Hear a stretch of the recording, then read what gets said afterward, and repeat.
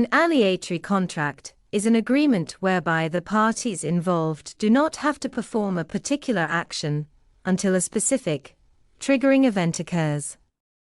Events are those that cannot be controlled by either party, such as natural disasters and death. Aleatory contracts are commonly used in insurance policies.